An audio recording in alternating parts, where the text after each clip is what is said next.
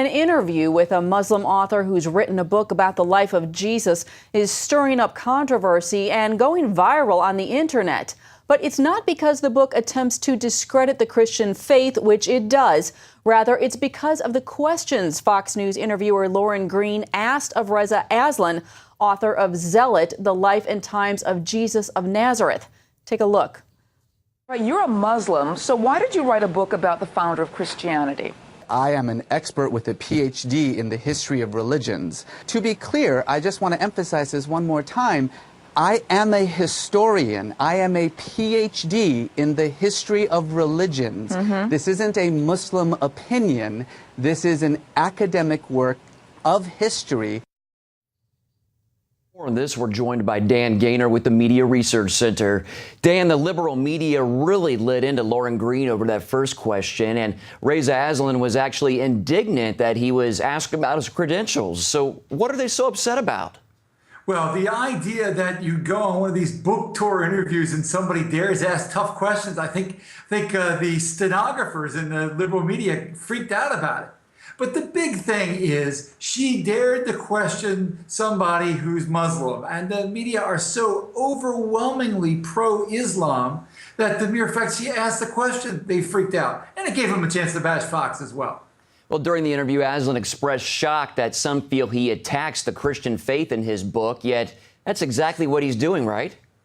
Oh, the entire premise of his book. I mean, here's a guy who was raised Muslim, who quit and became a Christian, allegedly, and then went back. So he's sort of a double convert. And he's, going out there doing a book about the so-called historical Jesus.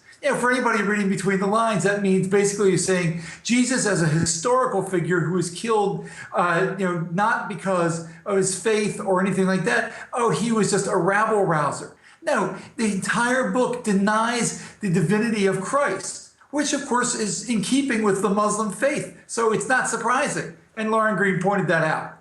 Well, that interview has been called wacky by one writer, and another says that Fox News and Lauren Green need to apologize to Reza Aslan.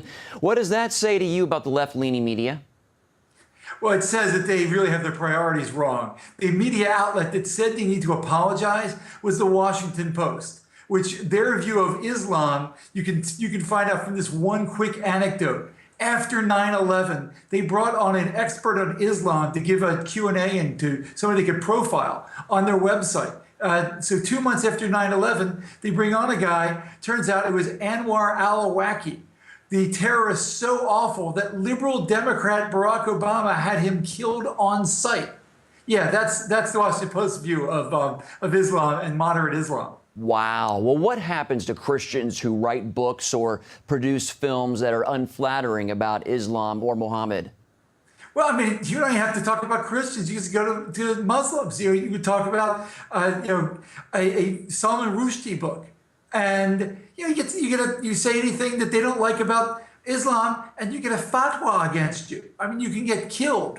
You even go on Comedy Central and South Park or one of those shows, and you can get people trying to kill you. So it's not the fact that media are upset about this shows just how messed up the priorities are. All right, Dan Gaynor with the Media Research Center. Thanks, Dan. We appreciate your time. Thanks. Look forward to talking to you soon. All right.